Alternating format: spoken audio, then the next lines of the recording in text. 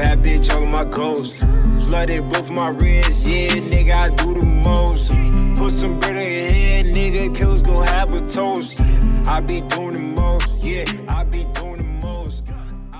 Hey, what's going on? This is Demost from Doing Demost Podcast, and I'm back here with another episode. And guess what we're talking about? Wrestling. Boom. And we got my guy, John, in the room. What up? What up? It is all about the Backlash. Following WrestleMania, that's what we're here to talk about. Backlash took place in Tampa just about a week and a half ago. Great event. I thought it was probably, on paper, when they first announced the matches, I'm like, okay, this will be fun, PLE. Good matches. Yo, some of these guys stole the show. Props to the talent. They busted their asses from start to finish. Time to figure out which one of us had the most correct. This guy, the fuck? I'm always going to say I did. I ain't going to say you. You're the host. Shit. So, let's go to the first match that we called. So we'll go right to the opening match, which took place on ESPN2, I believe, just to draw more of those non-wrestling sports fans in to see it for free. It was one-on-one representing the Vision, accompanied by the Oracle and WWE Hall of Famer, Paul Heyman. Braun Breaker going one-on-one and defeating a visionary, a revolutionary, the man known simply as Seth freaking Rollins. Probably one of the catchiest theme songs out there, too. The crowd loves to sing it.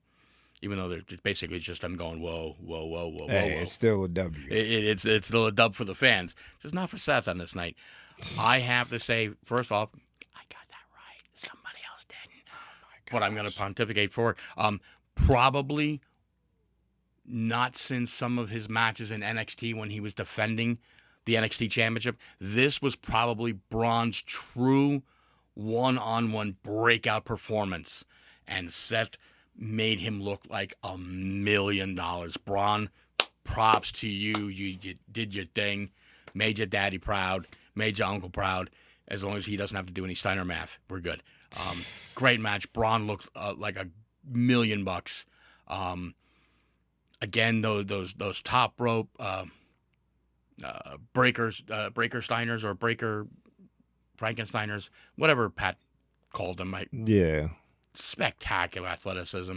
And again, Braun just freakishly fast with hitting those ropes and just breaking Seth in half, going after those previously injured ribs after repeated spears in the weeks leading up to Backlash.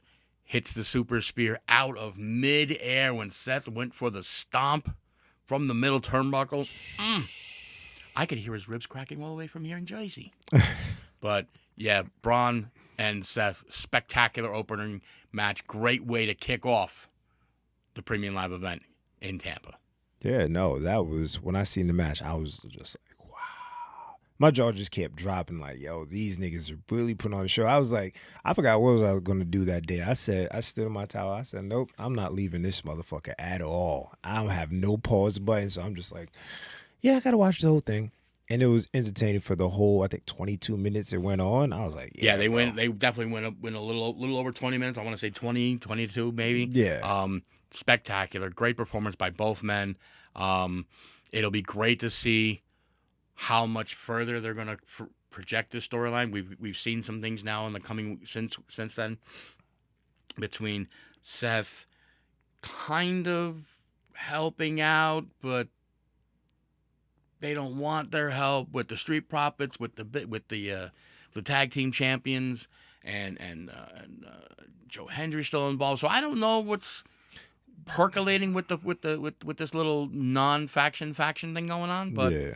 we'll see where this definitely goes. I don't think Seth needs a faction right now. I think he just needs to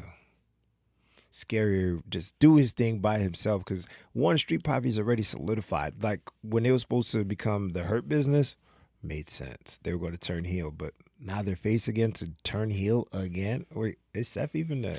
He's now a face now. He's more face. I mean, you almost. I mean, I think it's more. He's definitely in the realm of being a good guy or a face, as the terminology is in pro wrestling. You could also kind of see him as like a what they refer to as a tweener, where he's not Yeah. quite a good guy, not quite a bad guy. Stone Cold Steve Austin, the golden example of what a tweener was back in the day. But yeah, I don't. I mean, that's not necessarily. Do factions come together because somebody else needs to be elevated? You can just put a faction together because there's more of you than there is of me by myself, and I don't want to get my ass handed to me every week. So, listen, you don't like these two guys. You don't like that guy. Why don't we just put ourselves together and watch each other's back? Mutual back watching. Okay, because when I hear faction, I'm thinking that a name comes with like the Vision, the Judgment Day. That's when I think of. Yeah, I mean, Vision, Judgment Day, Evolution back in the day, where you've got two established stars and you bring in these two young guns who need that elevation for their career, i.e., a Batista or Randy Orton back in the day. But a faction can just literally be a bunch of guys getting their shit together, and it's like, all right, listen, you hate him, I hate him, you hate those two. Let's just work together for now, and then That makes when the dust settles and we're victorious, we can tell these motherfuckers to go kick rocks, and we can go do our own thing. Okay, no, that makes sense. But Montez being a Gemini and Seth being a Gemini, he's like, hey, I don't need your help, motherfucker. We want to fight, we want all the smoke, and you want all the smoke. So honestly, that should have been part of the main event, but I went too far. Well, I think also with the whole thing with Dawkins is kind of the more trusting personality-wise between him and Montez. But Montez, he's been kind of walking around the locker room. He's seen all the shit Seth Rollins has pulled over the years, not just with the Vision recently, with the Shield and backstabbing and being theoretically a very untrustworthy MFer. So that's why Montez is like, pump the brakes. We don't need your help.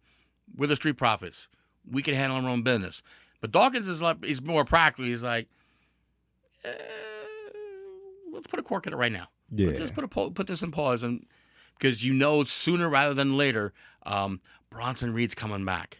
And when Bronson Reed comes back and the Vision is at their full 4-man deep strength, yeah, Montez might want to rethink his old, maybe we might need a visionary to batch our back. Just saying. We will see. Because I don't think this beef is really going to last too long. Well, that's main event. We'll talk about main event next week. Yeah, we'll definitely talk about. And I'm a little mad that they have 3. Is this considered PLEs? Is main event a PLE? I guess it's a premium live event, even though it's on free TV. Going to be on. I believe it's going to be on Peacock. I think it's the last one of the last ones on Peacock. I think that one, and then I want to say maybe the one in July is going to be the last one on Peacock. I could be wrong. Oh, the contract's up? Yeah, definitely contract almost 100% up with everything else that WWE was involved with Peacock. But they might have just continuing to have a working arrangement where Silence Main Event airs on Peacock, because it's historically always been an NBC product from way, way, way back in the day. Yeah, I know, I'm old. Look at the gray. But so yeah, I mean, I think they probably are just going to do it through the rest of the year. But like I said, I could be 100% wrong. It could just always be lit. As long as WWE and Peacock are existing, it'll always be there. Okay. I don't know. We don't know. But let's move on to, in my humble opinion, one match that I did definitely pick wrong. Probably stole the show, right out from under all the boys. Io defeating her senpai, her mentor, her teacher, Asuka. Yeah, somebody got it right. I only got it wrong because I mainly only got it wrong because I listened to the internet. Oh, okay. Listen, I was stupid.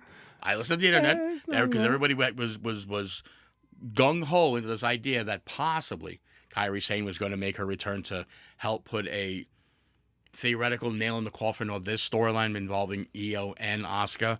Obviously, if you saw the event, Kairi did not show up, had no interaction, and in my prediction on our last episode, I did say if Kairi shows up, Io wins. If no Kairi, Asuka wins. Obviously, more behind the scenes things have happened leading into that match that no one knew or no one saw coming. So, first off, Asuka and Io absolutely, in my opinion, stole the show. Spectacular performance by two women who clearly showed that they have trained together. They've been together, riding the roads up and down from Japan to NXT to WWE, and knew each other so well. They just meshed. Chef's kiss. The ladies, you did an amazing job. As a fan, I was in awe. Nah, I for sure love that match. One reason because I knew I was gonna win, so I had to love the match regardless. I'm just saying. Mish, please.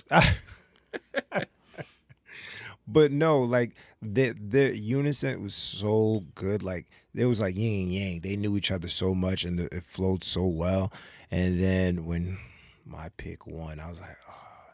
And then they did something. I don't know, is that considered breaking character? They were hugging each other, loving each other, and stuff like that. I'm like, are y'all supposed to do this on camera? Well, I mean, I'm just going to jump back a few seconds toward the end of the match. Just a further reiteration of how, I guess, between the mentor and the mentee idea, they created in the storyline between Asuka and Io. Io and Asuka are battling out on the floor. They're up on the broadcast table. And you see Asuka rearing back. She's getting ready to break out the mist. And as Io stands up to mist her, she grabs Wade Barrett's notepad. And just, it ate all of the mist. And you can see the shocked look on Asuka's face to be like, oh, you knew I was going to mist you now. You have definitely been learning. And Io just, as she put the thing down, she's like, nah, not going to get me this time, bish. And just a great ending to the match, winning with the over the moonsault for the 3 count. And yeah, I mean, it could be considered breaking character where you saw Asuka and Io embracing in the ring after the match. But I think it falls into a twofold thing. One, as we have now learned since then, Asuka has taken a semi-temporary leave from the WWE. It's being labeled by the internet as semi-retirement. Honestly, Asuka's been in the United States and with WWE, NXT, however you want to label it, for well over 10 years. I mean, I'm sure she does get to fly home periodically to visit family and friends. Yeah. But it's being referred to by the internet as just needing to go home and handle some things. So hopefully it's anything major or serious. Maybe she just was truly homesick, much like Kyrie was, and just wants to go home and recharge the batteries. But I also look at the embrace between Asuka's character and Io's character as literally, I am the teacher, you are my student, I am the senpai. I forget what the Japanese term is for Io as the student. But for me, I want to see you rise. I want to see you become better than me, which is a tale as old as time in all kind of sports. You always, as the teacher, you want the person who was under you, i.e., the whole Randy Orton, Cody Rhodes thing. Randy was the teacher. Cody was the student back in the day during I almost said Evolution. It wasn't the Evolution time. It was a little bit after that. They had the Legacy. When they were the Legacy faction. Randy's own faction. He brought Teddy DiBiase Jr. He brought Cody under his wing so he could teach them, further establishing his legacy in the sport. And, obviously that's going in a different direction. But between Io and Asuka, I see it more as Asuka as the teacher, as the senpai, embracing that her student has surpassed her in the ring. And you saw that again on Monday Night Raw a couple days later when they had that moment backstage, Asuka wearing the old school black stripe across her cheekbone and nose like she did for her almost entire run down in NXT. Embracing Io again backstage, congratulating her on the win. I'm so proud of you. You have done what I was hoping you would do. You have surpassed me. So now the mantle, the legacy that I have established can now be carried by you, Io, and Asuka again embrace, and she says her goodbyes to her teacher, and Asuka rides off into the sunset. God willing, we're gonna see Asuka again, hopefully, rejuvenated, from whatever it is she's going home to handle. If she's just homesick, I don't blame her. I'm way the hell over here. Home's way the hell over there. I'd be homesick too after all this time in the United States. I hope whatever she's handling isn't anything overly serious. And I look forward, hopefully, to the return of Asuka in a WWE ring, just causing more havoc and chaos. Asuka, such a talented woman. Thank you for everything you have done for her. This nigga putting the curtains over her already. God damn, give her some time. I'm giving her flowers. I don't think she's still flowers. in the airplane, nigga. That flight like 60 to 7 hours and shit in the air. It's about a 12 to 14 hour flight, and that was almost a week ago. But shouts out to Asuka. I wish everything. I was about to say she's probably about to go pregnant, but she's 44, so she probably just wants to chill for like a year or two. Give her some time to rejuvenate the thing. Give her knee a chance to chill. She had major knee reconstructive surgery. I think it was her ACL a couple years ago. So, she probably just needs that to. With the whole senpai and the student thing, the person that should have happened years ago, Shayna Baszler and Ronda Rousey. Man, I'm so fucking mad. So I was a huge fan of her. I have the utmost of respect for Ronda as an MMA competitor. She was just a dominant force of nature unto herself in the women's division in the UFC. Shayna, I didn't get to see too much of her UFC career. I knew of her, and I had always saw her name on results and matches and stuff, but I never really got a chance to see her. But I watched almost the entirety of Shayna's NXT run, and she was just a submission magician, for lack of a better term, because that was her tag name line WWE wound up giving her. They did wind up having their little blow-up teacher-student thing, but it was on the tail end. Everybody knew Ronda was leaving. Yeah. Ronda had made it very public that she wanted to go home and make babies. Mm-hmm. I'm happy we got the match. I remember the match not being as good as it should have been or could have been. I would have loved to have seen that match happen maybe a year or two earlier. Yeah. But it was good for what it was. And, we'll see what happens. I would love to see Shayna doing more. I believe her no-compete clause has long since now been expired. Yeah. So I think actually she might actually still be with the company, but I think she's doing like a behind-the-scenes trainer thing with NXT. No, I see her like in the Indies doing some. Well, no, but she might, but she might be also working because I remember if you're behind the scenes not on camera anymore, WWE will let you take indie bookings like they did, like Tyler Breeze. He's not even anywhere on camera other than on YouTube, and he's allowed to take YouTube internet indie bookings till he's blue in the face. Same with for a while Sean Spears. Okay. So. As long as the indie's not something that broadcasts, other than maybe on YouTube, lots of rock. Yeah. But nah, shouts out to Ronda being successful at having her 2 kids, I think. So shouts out to her, and she about to go back to UFC. But yeah, the Shayna Baszler, and then what was the girl, that black girl that she was bringing up? She kept getting fucking hurt, bro. And they just recently, I think, let her go too. She had like blonde hair. She was part of, it's a Skylark or something. Fuck, I forgot her name, but I'm thinking of somebody else. No, okay, but was she was involved with Shayna and Ronda? Yeah, she was Shayna's like tag team partner. Yeah, I know who you mean.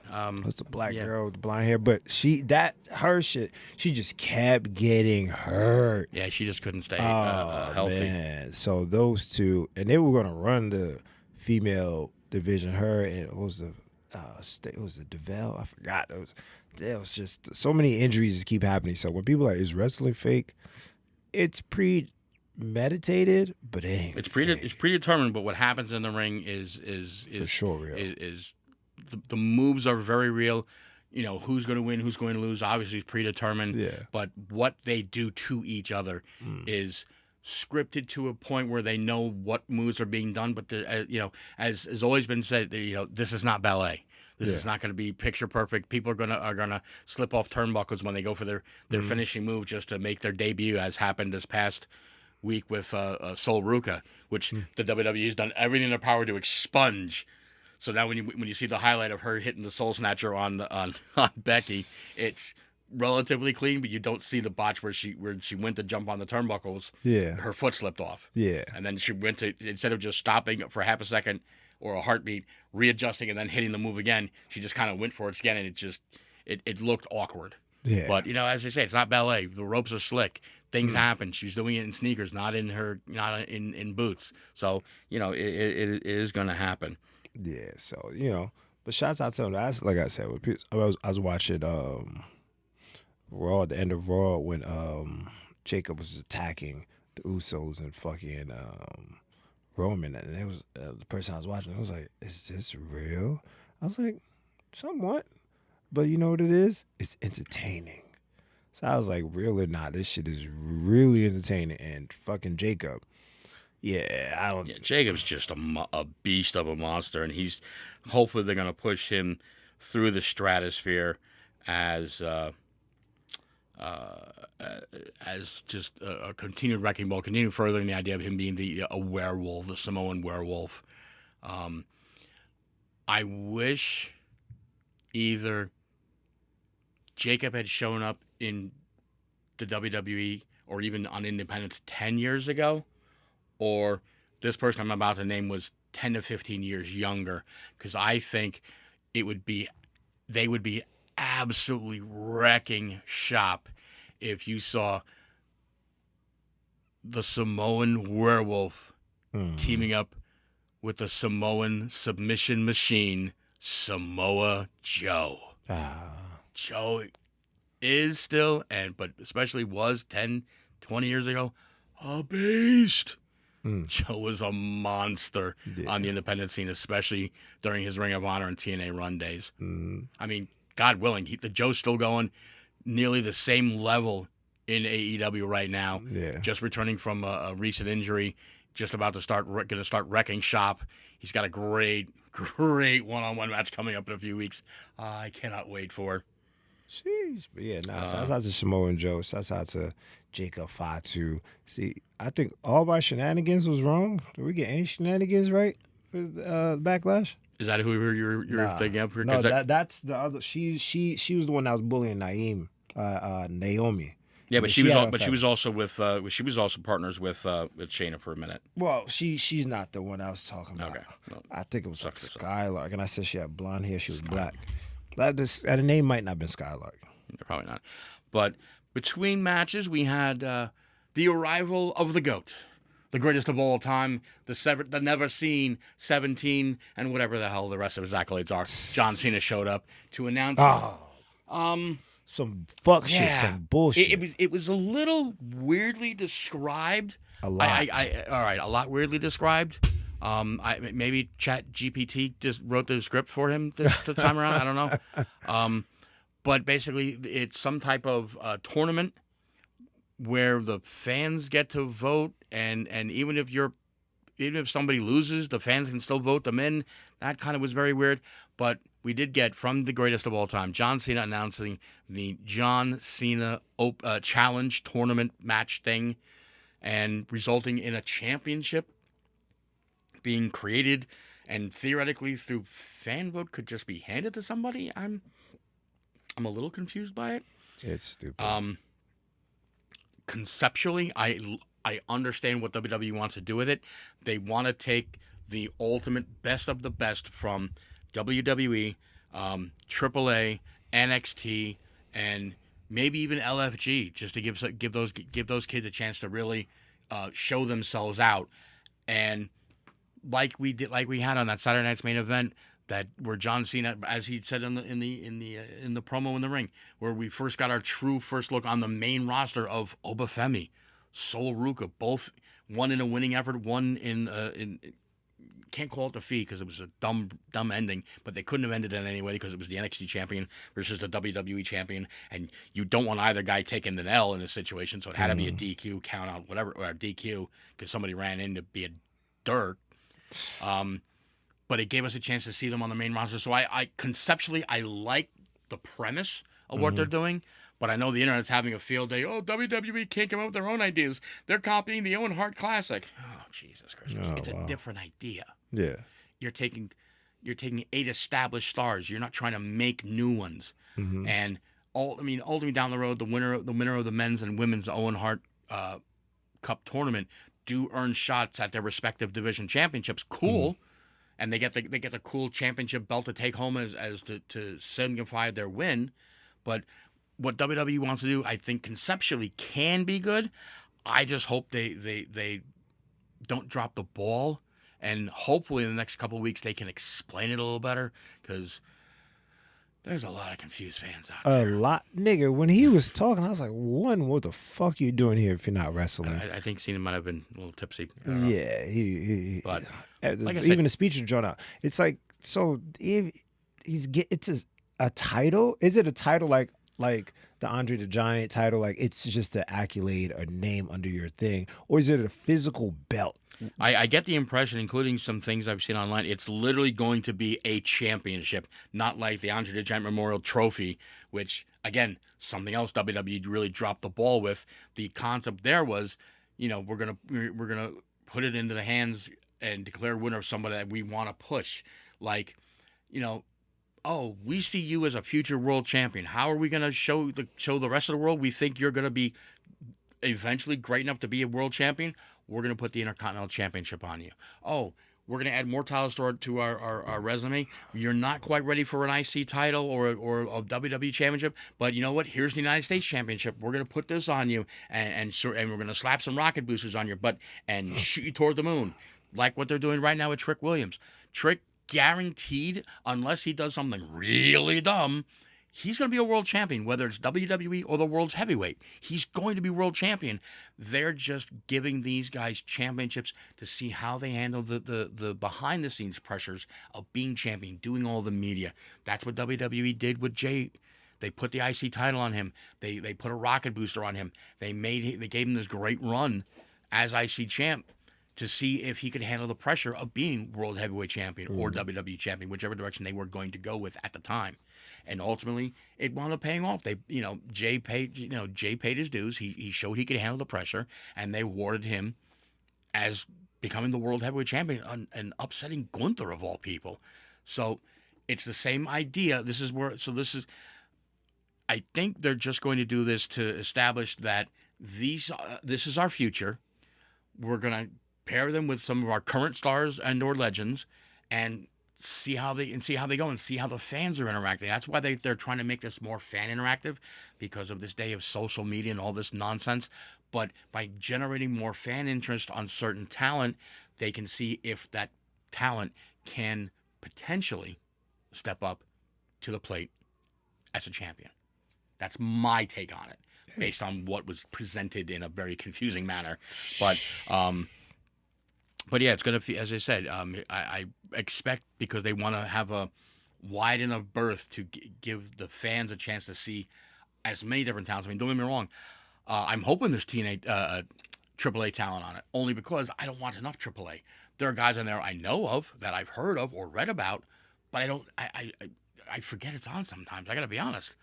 So unless something goes, hey, you need to watch this, I forget it's on. Like, I will probably most definitely be watching AAA next weekend. Soon, yeah. When I think it's going to be mask versus mask between... I already got that locked in. El Generico.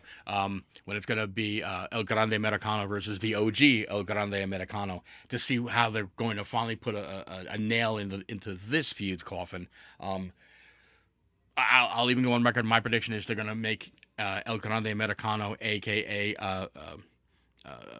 oh my God! Not Chad Gable. Not Chad Gable. The other guy. Ludwig Kaiser. His version of El Grande Americano is going to win, and we will finally get the mask reveal that the OG, shock of all shocks, has been Chad Gable. So that, I think, is going to be a spectacular match, because Ludwig and Chad can go.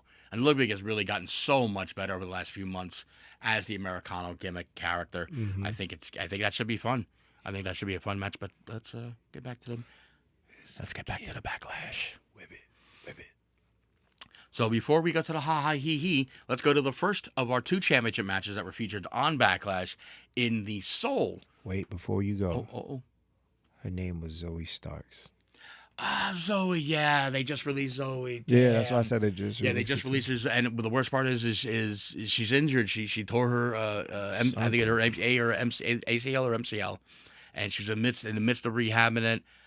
Surgery went well, and yeah, they wound up releasing her. That's a sucker. I was a big fan of Zoe Starks. I thought she definitely brought a unique flair to her character and in ring women's wrestling. So I hope the best that she's able to get back in the ring at some point and go to Japan. Shock the Japanese culture with how good you are. If you have not already, I don't think she's been to Japan yet. If I'm wrong, She young reply in too. the comments. She 30. She's 32, so she got time to She recover and easily got everything. 8 or 9 years. She easily could put another 8 to 10 years in if she wanted to. So as I her wish the career. best for her. Her and Shayna, those two people. Yeah, Shane Those and bitches. Zoe Starks they were a very, very good team, and I did have a lot of high hopes for that tandem as far as the women's championships, the tag titles, and even singles runs for both of them. I think they definitely dropped the ball with Shayna not putting one of the women's world titles on her, even just for a brief run. I would have loved to have seen a 5 or 7 month run with her as the champion. Yeah, that pissed me off. I don't know what WWE was doing. That was around the same time. I think I'm emotionally scarred from Damage Control not ever becoming the faction they should have been. Everyone having a title at once, but it's near here. Maybe we all can't be Evolution, God. Speaking of championships, as we just were starting to talk about, the only WrestleMania return match on the card, it was Sami Zayn, the OG gingerbread man himself, coming up short against the reigning and defending WWE United States champion, the man himself who wears the what? Lemon pepper steppers. Whoop that Trick himself, Trick Williams, retaining the championship. Very good match. I thought this match actually was much better than the WrestleMania match. I thought Trick showed a lot more. I think Sammy was able to pull things out of Trick that he, for whatever reason, couldn't get out of him for WrestleMania. I thought a much better match. It showed a little bit more of the Trick Williams that everybody kind of saw down in NXT, and it showed what he can do in the ring with the right opponent, the right dance partner, as they refer to them as sometimes. So, yeah, we will... It'll be interesting to see where they go with this further now. Trick's the champ. He's established it. The gingerbread man story might be going the way of the dinosaurs. Yeah, for sure it is. I hope so. It is. I hope it is. It'll be interesting to see. How much longer they keep. I mean, I know they've said he's his manager, but how much longer they're going to keep Lil Yachty around? I hope someone is sitting down with him in the back, like a Michael Hayes or a few other talents that have either been or worked with really good managers, or even Paul Heyman himself. Sit down with him and give Lil Yachty a little bit more of a managing 101, how to be not. I don't need him to be a cookie cutter style manager like WWE always has, but just to keep him a little more in the straight and narrow, a little bit more, more, not quite tunnel vision, but a little more. You know, what's the crazy part? Recent years, I wanted to be like a Don King, a Paul Heyman, like, bringing a light to a new superstar. I've always been thinking of that. So WWE, give me about a year or two. Give me a year or two. I'll be much better than Lil Yachty. I'll be up there popping my shit. You know what I mean? Accusations. It's accusations. That's when Rick Ross went to AEW. It was hilarious. That was classic. But yeah, go ahead. That's what you want to pontificate a little more my about your bad. boy whooping that Trick? Listen, one from a director's point of view, when he won the title and Lil Yachty threw up the money, I was like, that's the money shot. And then he tried to replicate again. I was like, that was amazing. Shouts out to WWE for making Trick Williams seem and feel much bigger than he was. And then on top of that match, Lil Yachty, the first kick that he got, the whole kick, I was like, you didn't sell it pretty good. But you sold it better than the night before. So, the previous time he hit you. So, Lil Yachty is getting better. Shouts out to Sammy. I don't know why they brought this match back. But that match was so good. And then shouts out to Trick, man. Trick is doing his thing. You feel me? Like I thought he was gonna lose at a point. There was one point I was like, Trick, you might lose this shit, guys. Yeah, there were definitely a couple near falls where I'm like, really, we're gonna hot shot the belt back on Sammy just to make Trick hunt it again. Okay, all right, that's only 2 and 9. Yeah. So that definitely. that match had my emotions going everywhere. So it had me super engaged. I was like, I didn't know. And I was gonna be so upset. I was like, this nigga John might beat me. I was so fucking scared. So that match did everything it needed to do. As a fan watching, I was into it and I enjoyed it. So it's always a good thing where you as a fan, where even though you go into a match 1,000% sure that this person's going to win, oh, he might lose. Yeah. When they can create that just a split second of doubt in your mind. Chef's kiss. Great job by both men. Yachty definitely sold the haluva kick on the floor better this time around than the previous time. But even still, I believe after the match is over, he kind of, because I think he took took one mid match and then one toward the end. Yeah. And then again, he took the one on the floor, and then like the minute the match is over, he's right back at. I'm like, no, you got it. It's like even just hold the side of your head for a couple of seconds, show that you have an owie, you got a boo boo. Thank you. That's all we need. Yeah. But apparently, from what I've been reading, the whole Yachty money thing is something they continue to do even on the road house shows. Yeah. So. And they don't get your hopes up if you're at ringside trying to get that money, because it's money? No, it's real. Oh, but it's only dollars. Oh yeah, well, still, he make it rain, but hey, it adds up. What's the guy? The fucking announcer, not the one that used to be a wrestler, Wade. I think he said, "What are you gonna do with those dollars? You know where I can take these dollars." I was like, "Oh shit, he know about the strippers." Shout out to him, but yeah, but that match was rain. Yeah, facts. But that match was a really good one. And I'm gonna ask you a question after. I'm gonna remember it. Go ahead. All these are done. The comedy portion of our show provided by The Miz and Kit Wilson, because he's toxic and you're not. No, but seriously though, it was a tag team match. Miz and Kit Wilson taking on Danhausen and his mystery partner, who I initially did say could have been super wrong. CM Punk. He was super wrong. I was wrong about who the mystery partner. No, don't say wrong. Say super wrong. Okay, I was super wrong about who the partner could have been, but not my prediction. It was clearly going to be Danhausen winning. Yeah. But Danhausen with his cloning machine brought out Minniehausen. Huh. And by the way, did you recognize who Minniehausen was? No. The first one that came out, not that later, the Minions. Nah, who was that? Do you remember that they did a tag team Matador gimmick in like the mid 2000s, and they were feuding with Hornswoggle when he was a part of a 3-man band. No, this is a very long time ago. But anyway, I forget the Matador gimmick, who they were. Forgive me, but their tag team partner, the dwarf midget, was El Torito. All those words. Hold on. All those words before YouTube gets upset. He meant to say little people. Little person. There you go. Diminutive in size. Because I apologized to YouTube a week ago. We ain't trying to apologize again.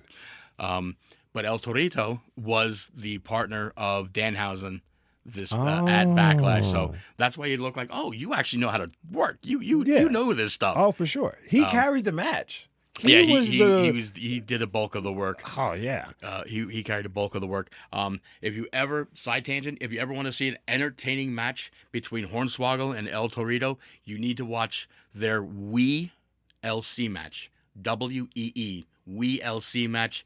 It's absolutely the most hilariously spectacular thing you're ever going to see, especially when they break out a ladder that literally is this big. It's so funny and amazing work rate by both guys. Side tangent over. Yeah. A lot of it was just a lot of fun. That's where Miz kind of is in his career at the moment. Just the kind of the ha ha he he stuff. Very entertaining.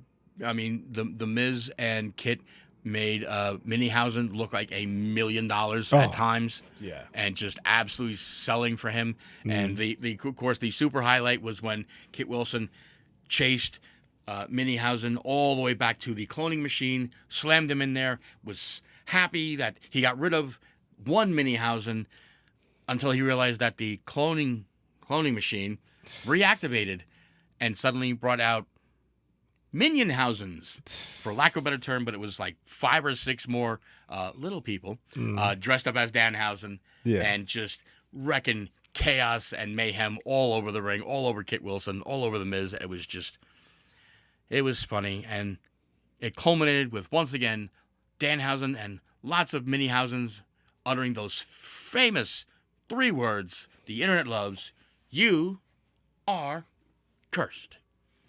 And Danhausen winning with a running pump kick, I believe, this time around. He hit a different finisher in his match at WrestleMania. So it'll be interesting if they can give him something hee finish-wise for his matches. But Danhausen gets the dub, but pinning, I believe, The Miz.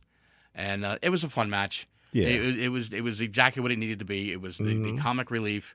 It was plugged into the right spot on the show. And then, it handled what we got done. Oh, God dang it. Subway Series just been split 1 game each. But I digress. But fun to see where they're going to go further with this whole Danhausen shtick, for lack of a better term. He's entertaining as all hell, and he's in WWE for a reason, and you're seeing it why on camera, whether it's PLEs or Raw or SmackDown every week. It's going to be a lot of fun. Oh, my God. I just had a thought. What is your thought? I just had a thought. What is your thought? Can you imagine? And I don't think it's happened yet, but I if it hasn't happened, it needs to happen. We need Danhausen to turn up in AAA. Oh. And meeting with Mr. Iguana and La Yesca. I think that would be comedy gold. Just don't introduce him to the Psycho Clowns. Whew, that would not end well. We might see Danhausen poop himself out of fear. Those clowns are kind of scary, especially when they peel their faces off. I don't think Danhausen could have handled it. But, I would love to see Danhausen in AAA. I think he would bring so much more comedy to a different audience. AAA doesn't do too much of the comedy, hee stuff. They do periodically, but not all the time, because they take their lucha libre very seriously down there. I think it could be a lot of fun. So, hey, listen, if you're listening, we can talk. Hey, I told you, listen, I'm going to be a manager. You going to be in the office somewhere. You're going to be in Gorilla. Is it Gorilla Black? I don't know. Gorilla. Yeah, you need to be in Gorilla or Connecticut. Somewhere in those 2 places. And I just need to be the new manager. I need to be like the Paul Heyman and you got some Paul big shoes to fill there. Yeah. You're trying to be Paul Heyman. Yeah. You need to do a lot of work. But you know what's the difference? You know what's the difference between them? I'm sexy. They're not. No. So that I already have that edge over them. So what that? No, I can't be Trick. I can't be Trick Williams manager. I need to get a new WWE suit. I can't be Obazeni. Okay. Either. So all right, let's play fantasy. Fantasy. Don't relax out there in the internet world. Don't go thinking dirty thoughts. Oh, If you could manage 1 male and 1 female superstar currently in either WWE or NXT, who would you want to manage? Oh, shit. Damn, I said... Regardless, and this is also irregardless of whatever their storylines are right now, okay, whatever factions they're with, pretend none of that exists. 1 male, 1 female. Oba and Rhea. All right. That would be definitely an interesting little alliance faction thing that you're building there. Yeah. Oh, wait. They have to be cool with each other? No. I just want. Well, damn. Want them to work together because they're both under your umbrella. Damn, you're right. You kind of need that cohesion. But then it's like see, now I gotta rethink that because she's so established. He's establishing. But no, I'm gonna stick to that. I'm not gonna confuse myself. How about you? How about you? I'm gonna be biased here because it's simply a Jersey thing. I would probably definitely attach my my wagon, as they say, to Liv Morgan. Okay. Just because it's a Jersey thing. Yeah, ain't mad at it. And as far as the male talent goes, I would probably. I would have to go with Sammy. Simply for the I was thinking you obnoxious was gonna reason. say Kevin Owens, but you went to Sammy. I went with Sammy just because I would want to be at Sammy's side when he, for lack of a better term, because it's been beaten to death, finishes his story. Now, if we were going to expand and say 2 and 2, Kevin Owens would be the other one. Sammy and Kevin, they're a package deal. We know they work together. They can be a tag team champions. I can get them individually singles gold. I can put you on Raw and you on SmackDown and be a happy camper. And if I'm picking the second female to work with Liv, honestly, I would probably go with Roxanne. There's so much talent in Roxanne. And when she did her heel turn down in NXT and really established herself as I'm the prodigy, I'm the greatest, bitches. That's why I'm the prodigy. Her heel turn did such good things for her and her character, and it really helped put more eyes, I think, on her when she was on NXT, especially when she was the NXT Women's Champion. So that would be okay. Well, since you done I was about to little, say add so one for each side. mine would be Raquel Rodriguez, Okay. and mine would be 4 letters, 1 word. Yeet. reason why. Cause he's a Leo and I'm a Leo, so and you see how he works with his brother. Imagine a person that's not his brother that would give him different advice and different perspectives and different everything. Well, Jay's already proven that he knows what it's like to work with. You said the story. There's no storyline. It's just imaginary. No, I know, but I'm saying he's already established that in the past he's proven that he can work with other individuals. Oh yeah. I.e., when he and Cody became the tag team champions. Yeah. So them niggas was drunk every fucking night, bro. I just sent my boss that link, and I'm like, I know you're not a big wrestling fan, but he appreciates a good 420, and I'm like, and I said, here's the backstory on this. They were the opening match. They won the tag team titles. They were in Cody's bus, partying, celebrating, some vodka, some of that sticky icky, and then they got, hey, we need you guys to come back to do a press. When? In like 2 hours. We can't sober up in 2 hours. And they showed up, tore up from the floor up. Yes. And Jay, God bless him. This is really when it really took hold. Just every other word out of his mouth in that press conference. Yeet, yeet, yeet, yeet. And the fact that neither Cody nor him could keep a straight face throughout the entire 10 minutes they were on the stage was hysterical. If you haven't seen it, you need to go Google it. Yes, it was hilarious. Watch that shit live. Watch that shit live. So yeah, those are my 4 that I'll manage. There you go. Now how about this? We need one. We need now a legacy one. Any era, any year. Give me 1 and 1. 1 male, 1 female. To be kind of the Rock-ish character, but better the Rock of the foundation for my little faction, my family, as it were. I would probably have to take the showstopper. The icon, Mr. WrestleMania himself, the Heartbreak Kid, Shawn Michaels. I was just a huge Shawn Michaels fan back in the day. Even when he was just that raging little asshole fluffing his stupid mullet. God dang, that man could work. Female-wise, I would probably go with Victoria. Victoria, so talented. The legendary Vachon family, so good. She was so good back in the day. I think in my opinion, very unappreciated for what she brought to the WWE back then.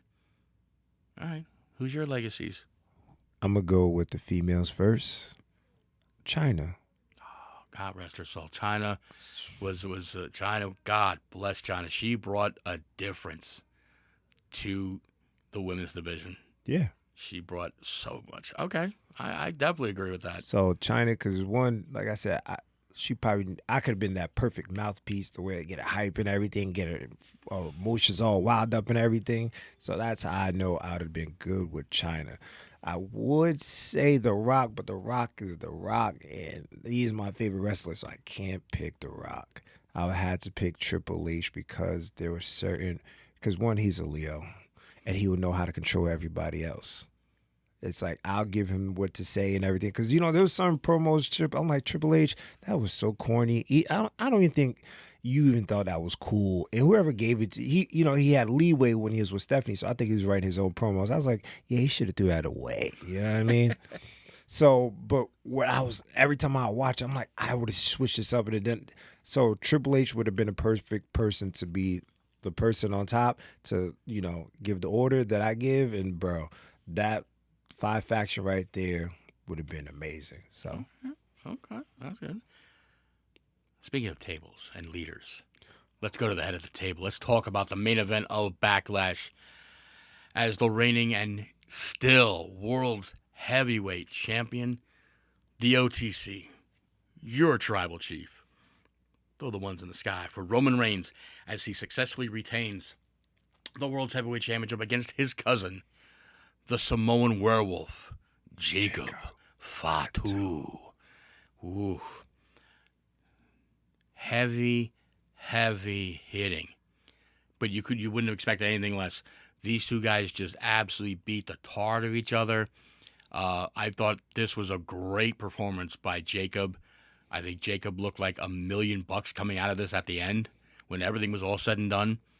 And unlike what happened with the end of WrestleMania, where you had Randy standing tall after KOing Cody with the belt, and unfortunately, and I understand why you really couldn't do too much with it because obviously Randy was hurt on the tail end of that going into WrestleMania. So, but you do that just to tease. This is not over yet.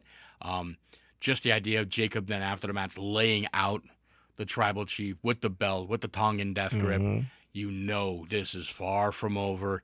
Jacob will not take this lightly, and he will come back because he still believes that he is better than the tribal chief, no matter what that one match shows. Looking forward to seeing what's next. I hated that match. Wait, hold on. Okay. I hated the thought of putting them together in a match. This premature. This is way too early for them to be fighting for the title. Because I want like Jacob and LA to get the title. But I ain't want it to be this early because you're not going to beat Roman. But the match was phenomenal. From everything, from the beginning to the end, I was like, please no shenanigans. You know what I mean? Because I don't think shenanigans would have helped make that match better. That's how good that match was, just one-on-one, pure beating the shit out of each other. So that match was good. Jacob ended up losing, and then Jacob did what Randy did. Beat his ass and hold the title above. I was like, we just seen this 2 weeks ago. Why are y'all doing this again? But you know what? I accepted it as entertaining. I was like, all right, y'all got to do it. Let's see what's going to happen. I don't know what's going to happen because Jacob keeps kicking these motherfuckers' asses. So is Jacob really weak or is he really strong? Yeah, That's what's fucking me up. Yeah, it's a little weird because you've got Roman saying you're not ready for the big time. You're not ready to step up and be the head of the table. You're not ready to step up and beat me. But yet, week in and week out and week in and week out, leading up to Backlash, he just stomped the shit out of your tribal chief, Roman Reigns. Left him laying repeatedly, Tongan death grip, walks away and says, nah, I ain't done whooping this motherfucker's ass, and comes and does it again. So, I kind of, as I said before, I understand why they did it with Randy, because it was kind of understood Randy's hurt going into WrestleMania. Yeah. So you stand over, you lay out Cody, and you just basically you drop this little kernel, this little nugget. I'm going to be back, and I'm going to whoop that ass. As soon as my back is going to let me whoop that ass and take that title. The whole thing with Jacob, it's just Jacob, Penta maybe zero fear. Jacob is zero fucks. Oh yeah. Because he, as we know, he likes to say he is all gas, no brakes with it. Ramin. Yaramin. So yeah, I definitely think we have not seen the last of the two of them. We're gonna get. I wouldn't be surprised if we wound up getting a tag team match down the road. Maybe Jay and Roman. Yes, that sounds about with. As much as it's gonna pain for him to team up with him, it's gonna be Solo and Jacob. Okay, never mind. The enemy of my enemy of my enemy is my friend. Nope. Who do you see stepping up and being Jacob's partner? I don't see anybody really being Jacob's partner because I don't think he wants that. Exactly, he's not gonna want it, but you'll probably get a promo from Roman or Jay in a week what? or so. If the most the person I can see that he gets out of these two, Royce or Oba, only two. And Oba will probably be later in line because it's like we both want the title from him. Right. So we both got to team up. But then, they'll probably attack each other, some shit like it always is. So that's why I see those two. Royce, I would say Royce because I guess that whole bloodline faction are cool with Royce some type of way. So that's the only two people. I don't think Solo, because Solo, I don't even know what Solo's doing. Solo doesn't even know what he's doing. When he came at the end of SmackDown, he don't know. He's just there because he's part of the Usos family, Rikishi's son. I do agree that it could be Royce Keys, just because Royce and Jacob, as they established in his backstage promo, have a history growing up together in the business in South Cali. So that could be a reason that they team up. It gives Royce a great rub as far as being in a ring with two top tier talents like Jacob, like Roman and Jay. But I honestly, I think just for sheer comedy, Solo just interjects himself for kind of like basically you'll have one of the GMs basically forcing him. You're gonna need a partner. If you don't get a partner, this match is not happening. Yeah. So and Solo's like, I'll be your partner, and he begrudgingly takes him as his partner. Let's say Solo and Jacob wound up winning, and the minute the match is over, Solo just absolutely gets stomped by Jacob. Like I wouldn't be surprised if in the tag team match we see Jacob doing like 90% of the work, Solo, forcing himself in through blind tags. Jacob's like, "Why'd you touch me?" He's like, "I had to tag. Yeah. Come on!" And the referee yells at Jacob to get out of the ring. Yeah. Solo comes in, does absolutely nothing, gets stomped by Jay or Roman. Jacob's got to do like 99% of all the work, scores the decision, probably pinning Jay. Yeah. And then he turns after they win, and Solo's like, "Look at that, we won!" He just gets stomped. He gets tongued and death gripped and knocked unconscious. Nah, that's so. Right. I mean, it could go that way. That's just my thought of where they go with it, just to help perpetuate and drag the feud out between him and Roman. I could see it wind up going as far as if they really wanted to put a cap on it, maybe trial by combat. But didn't they do that already? They've done 3 of those. I don't know. I mean, it's something they could do. It is. But for the most, was that all the matches? That's it. Only 5 matches. So since it's 5, in order, the top 3 of that night. My top 3. Because I was going to ask you which was the number 1, but I already knew your number 1. But the other 2, I want to know. So I would say my 3rd place would be. If I had to go 3rd place, I would probably say Braun and Seth, definitely. Braun and Seth in the 3 spot. Roman, Jacob in 2, and Io and Asuka at number 1. Damn. God. Well, I guess we agree. We don't agree. We agreed on the number 1 match. Okay. Mine was Asuka because I knew I was going to win. Second one is what? That trick. And then number 3 was the Braun Breaker one. I could switch those 2 maybe. Now I'm going to keep it. Because Trick, he just keeps winning, keeps elevating. And then Asuka one, like I said, it was the yin and yang. And then you had the Braun Breaker just showing everybody that he's a dominant force. He's nothing to be fucked with. Oh, man. To me, I don't. to me, when he cuts his promo, I think I just need him to tone down the anger. Because I get it's passionate, but just turn down the anger a little bit, and then certain words you emphasize. That might give more of the... Because there's some lady, I forgot what it was, but it said, when you yell, it's not going to be verbatim, but when you yell, you lose people because you're too loud. You're yelling. So that's why I said he needs just to tone down the yelling and certain words you emphasize on. Yeah, and it'll be much better, in my opinion. I mean, there's an old saying: it's better to walk softly but carry a big stick. Talk softly, carry a big stick. It doesn't matter what you're talking about. You could be talking about anything, but just how you deliver and you bring a level of intensity into what you're saying will make people go, "Ooh, he really means what he's saying." You don't have to be all like this and yelling like, "Let me tell you something, brother." Because, I mean, it's cool and all, but it sometimes doesn't help get the point across of why you're mad at who you're mad at. Yeah.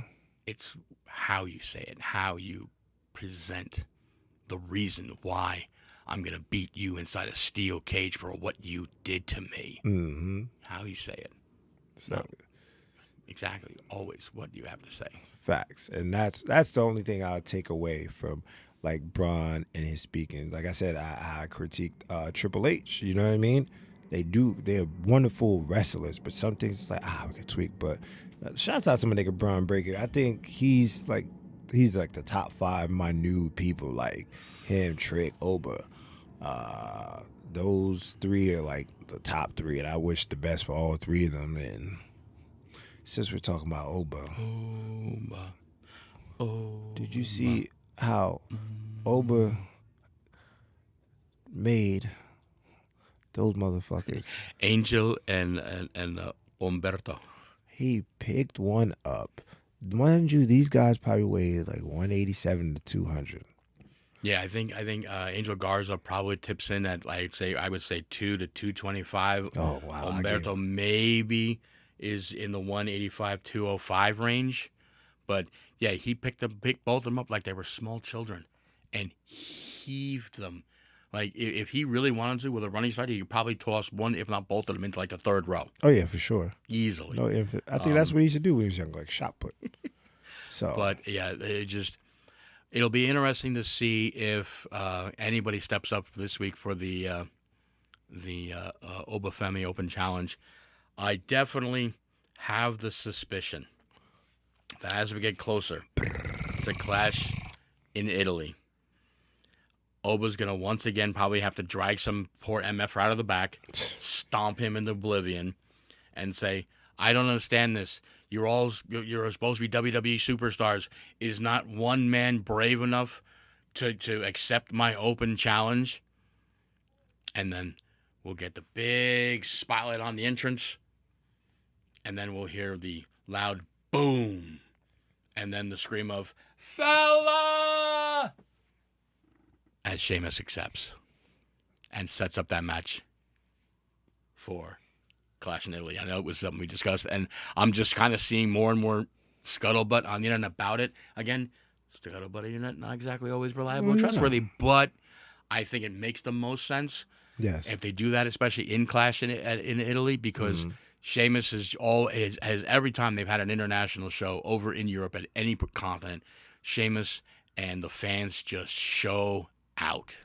And I think it could be a great, hard-hitting match that probably would, as we discussed, I think we talked about this last time, I think Sheamus would be one of the first people to truly push and test Oba on the main roster. He's done it down in NXT. He's been pushed and been tested by so many of the talent down there. I think Sheamus will be the first one to push him and test him and make the fans go, "Oh, he really, really is legit." Yeah, no. And Sheamus is super pale skin, getting the absolute stuffing pounded out of him, chopped out of him, will show all the war wounds of how heavy-hitted and how amazingly talented Obafemi really is. Yeah, and two, like I said, they have history. Like I said, they was on their YouTube channel and everything. So, Sheamus probably wants this match because he built a rapport with him. So I can't wait for that. And these open challenges are totally amazing, entertaining. So shouts out to Triple H and them keeping the entertainment alive. The entertainment. I don't know what they're gonna do with this R-Truth and Damian Priest. I don't know what the fuck going on with them. That's just a weird combo, in my opinion, or no? I think it works. I think they've already. I mean, it's already been established when they were doing the Judgment Day thing with R-Truth thinking he's in the Judgment Day when he's really not. And how many times did Damian Priest do his best not to break character and just laugh out loud and on camera? And obviously, once Damian got excommunicated by the Judgment Day and he was on his own, he could kind of, do his own thing, be his ha ha he he kind of personality self at times. Yeah. And obviously, R-Truth the best person to do it with, and I think they just bring a good level of comedy out of each other. I don't know about if the injury they talked about this past week on SmackDown was legit or not. But just the fact that you could just still have R-Truth just with the ha-ha, he-he, and poor Damien not knowing what the hell's going on just adds to it. Yeah. So, yeah, shouts out to, like I said, shenanigans are up at the factor of you don't know what's going on. Quick fights here and there. The Spurs, Triple H are doing amazing jobs. Maybe not with the matches and keeping a lot of superstars relevant, but the entertainment part, you're still doing your job. I just don't like everything you do, but I'm a fan. What can we do? We always get disappointed, And that's life. But was there anything else that you had? Well, we can drop little nuggets for our next episode. We can drop little nuggets because hopefully on our next episode we will be talking about main event. Saturday night's main event coming up on May 23rd from Fort Wayne, Indiana, a hotbed for WWE historically. A lot of great matches have taken place there. Coming up so far, as has been announced, we will get in a six-woman, a triple threat. I'm sorry, let's try this again. Six-woman tag team match. It will be Jade Cargill and the Baddies, Michin and B-Fab, taking on Alexa Bliss, Charlotte Flair, and the WWE Women's Champion, Rhea Bloody Ripley. We're not even going to make predictions yet. We're just going to wait for the rest of the card because they're going to announce at least two more matches. Let's save our predictions for next time. Okay. I have my reservations already. Okay. In one of two championship matches they have already announced, it will be for the World Tag Team Championships as the Street Profits, Montez Ford, and Angelo Dawkins wanting all the smoke, challenging the Vision, Logan Paul, and Austin Theory for the World Tag Team Championship. And, of course, the Vision is always accompanied to the ring by Paul Heyman. And in one of the featured bouts, not necessarily a main event yet, because I think we're going to get a main event, a title match, a major championship match on there. For the Intercontinental Championship, one-on-one, it will be the man with Zero Miedo Penta defending the Intercontinental Championship one-on-one against yo boy, because you are all about ego. All ego, Ethan Page. Wow. The disrespect is real. Go ahead. But I honestly, of the three matches they have announced, the one that kind of intrigues me the most is the Ethan Page and Penta match. I think they are two different in-ring styles, but I have a feeling based on what Penta can do and what I've seen Ethan Page do, I think they're going to mesh together really well, and it's going to be interesting to see how that goes down with both of their styles. And again, like I said, no predictions yet. We'll save that for next episode, but that should be a fun match. Yeah, those are the three matches, and I'm excited. I don't know. Let's try to predict the main event match. If I had to predict a main event match, and this is taking place May 23rd, that puts us less than a week out from Clash in Italy, I would not be surprised if we got, I don't know who his partner would be, so I'm going to leave it in the blank. I'll let you maybe figure it out. We might get a tag team match, Royce Keys and the WWE Undisputed Champion Cody Rhodes against Gunther And Solo. and maybe Solo. Yeah, maybe And Solo. Solo. That would be there. You go. That might be our match. That That might be our match on the because as a great way to further hype up Clash in Italy, which will take place the following week between Gunther and Cody for the WWE Championship. Yep. That could be interesting. So that's one match, and then do we have another Danhausen appearance, or we no comedy? Danhausen will be in Italy.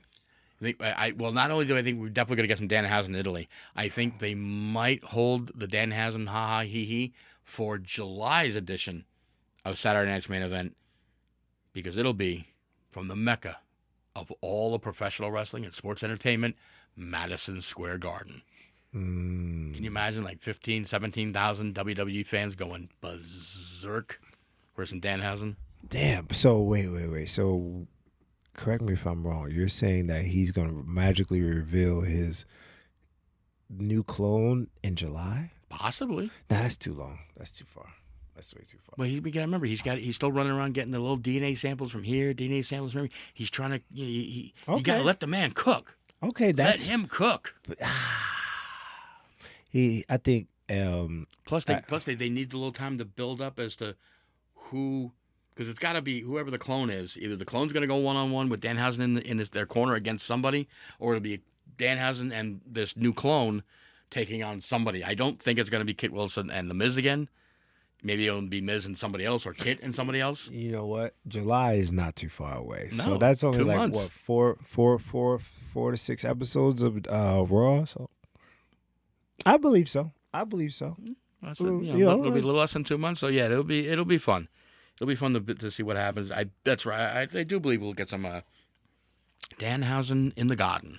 I think, yeah, for sure. No ifs, ands, or buts. Danhausen is what must-see TV. Like Danhausen forgot something. Like golly willikers. And I'm looking like, this is hilarious. Like, they give him that 1930 type of feel. You know what I mean? So, shouts out to Danhausen. And shouts out to, I think, D. Wade called him the M word at WrestleMania. But then when him and Michael Cole was like, but that's their names. I was like, did you say the M word like 8 times on this? I was like, fuck it. Yeah, just do whatever y'all want. It's pay-per-view, so I guess they allowed it. But those are our predictions. Well, not even predictions. Those are just us thinking ahead. And I did win. All right, let's clarify. So, I had Braun. You had Seth. I had Braun too. It's a point. 0.5. You on this broadcast put your horse and hitched your wagon on Seth, mainly because you wanted to mix things up. Even though in your heart of hearts you knew Braun was going to win, but for your formal prediction, you took. Okay, how about this? Let's say when you go to Vegas, right? And I have $100, and I'm like, you know what? I'm gonna put a penny over here, and I'm gonna put this over here, just because I wanted that big risk, that whole underdog to win. But I know deep down in my heart, this person, I lost. I'm just trying to make sure that you understand that I won. Just like I'm owning my L. Between the and you my just prediction, flat out lost. Oscar so I flat out lost. Yeah, you're just trying to rig the system. There we go. Then you're over here trying to rig the system. Yes. So we were 1 for 2 through those 2 matches. Yes. We both knew Danhausen was going to win easily. So that's another one correct for each of us. And then we both knew Trick were going to win. Yeah. We both were definitely right on there. And then Roman. Yeah. And we both took Roman. Yeah. So, you had one wrong. I had one wrong. I had 0.5 wrong. Technically, I had no wrong because I knew Steph was going to fucking lose. But I would take it. But you vocalized for all of your viewing audience. We got to run the tape back. You're going to hear me say Seth is going to win, but I know Braun Breaker is really going to win. So, right. But you still pitched. I take it on my chin. I'll take it on the chin. That's how you sell people. All right? When someone punch you, you just, my jaw. Where am I at? what's going on? What day is it? WWE hire me. Tell you, I'll be a great manager. All right, I'll be a great manager. But yes, but was that all, Jay? That's it. That is Backlash. We both went 4 for No, 1. we asked one question. Oh, I thought you had a qu- We asked it earlier. I don't know if it was on. We have a bonus footage. It's not even footage, just audio. But not our favorite song, but the biggest song that the crowd loves to sing. I need just one. I just need one. The now. one song that the WWE universe likes to get behind. If we're gonna just leave it with WWE universe, Just WWE universe. I would probably I'm gonna go with Randy. Even though Randy's a heel, they're still singing voices. They're still backing him. Cody's theme. Everybody does the whoa. Yes. But not too many fans are singing along with the words because they don't know what the words. Yes. As Pat McAfee like to say, something Cody Rhodes, which is really funny. But I mean, the words aren't out there. You just kind of learn. Yes. But I think the song that gets everybody really to back the performer coming out, it's going to be Voices with the legend killer himself, Randy Orton. Okay, I'll take that. And shouts out to, since we were talking about Cody, shouts out to Cody taking his brother's song, because Goldust used to come out to that. I don't even think it was Goldust. It was like his other name, I think.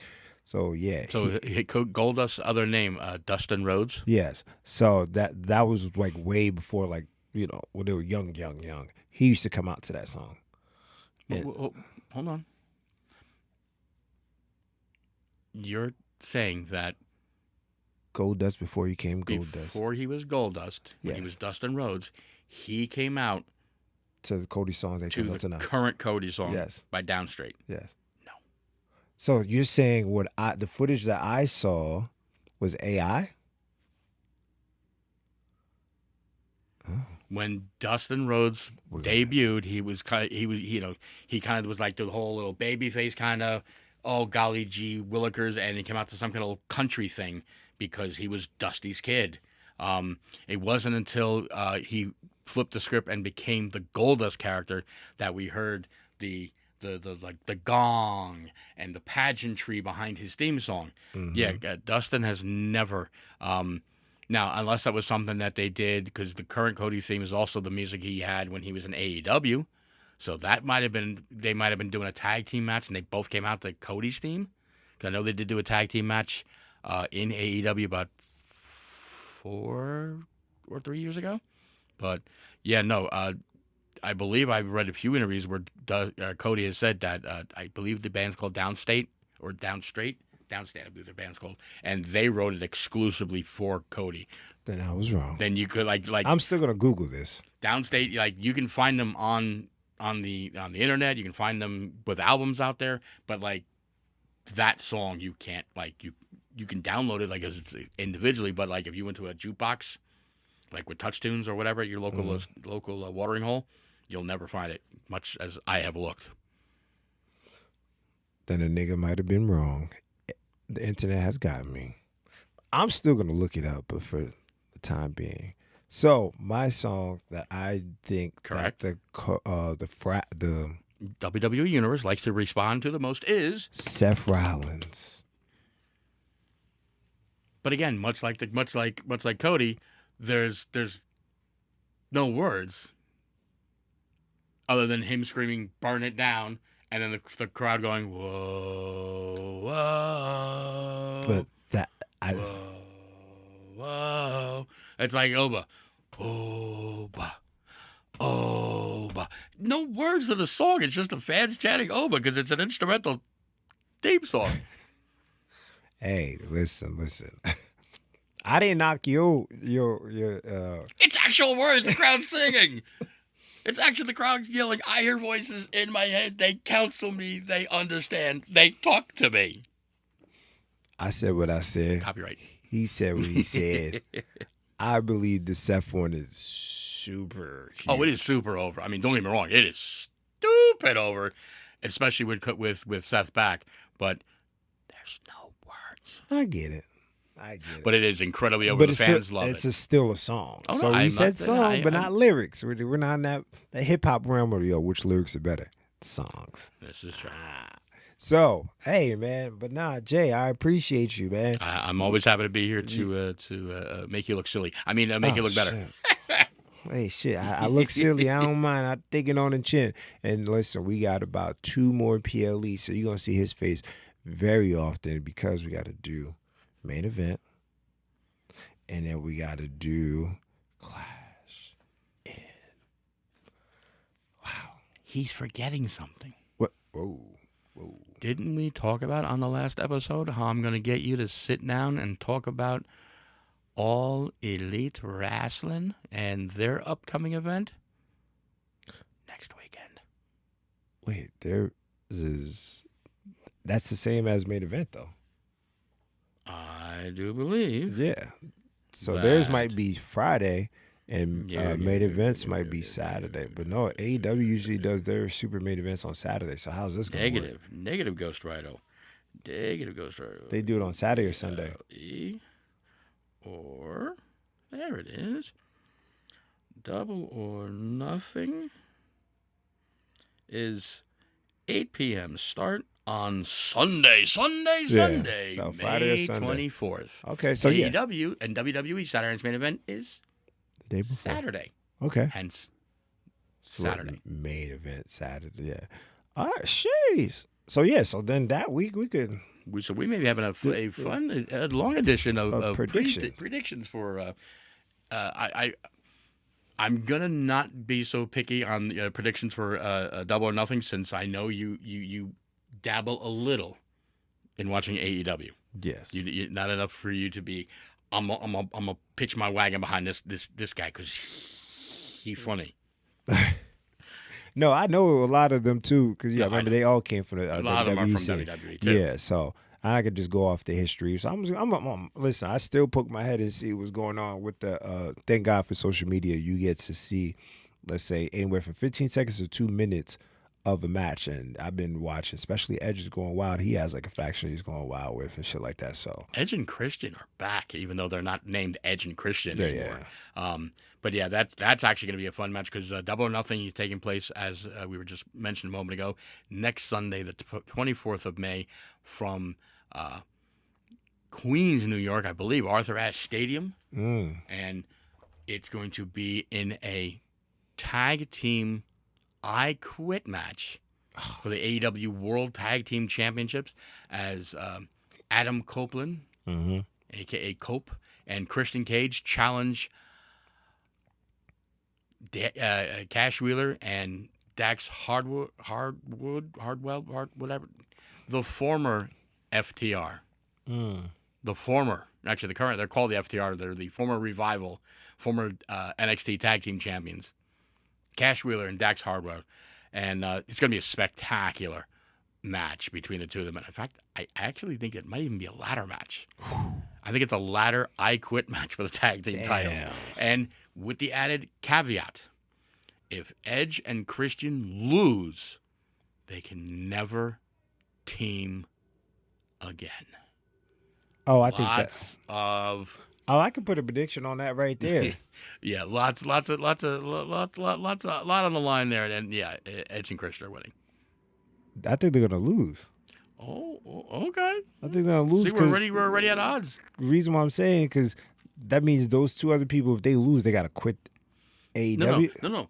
It's an I Quit match. Oh, Meaning okay. the only way to win Oh, so is get to on make the the other mic opponent and say, I and say, quit. Okay. It's not like, oh, if you lose, you quit. No. Oh, okay. It's just an I Quit match. Oh, okay. No, then I'm on your side then. Yeah, I was going to say, hold on a second. Okay, I'm on your side easily. Pump the brakes. Easily, yeah. But The yeah, fuck? we will talk about all of Double or that. Nothing. We will talk about Saturday night's main event from Fort Wayne, Indiana, with all of our predictions on the next episode of what? Doing the Most podcast. Absolutely. For this guy, Demost. I'm John. And as always, we got 4 letters, 1 word. Yeet. Deuces. I I be doing the most. Bad bitch all of my ghosts. Flooded both my wrists, yeah, nigga, I do the most. Put some bread on your head, nigga, killers gon' have a toast. I be doing the most, yeah, I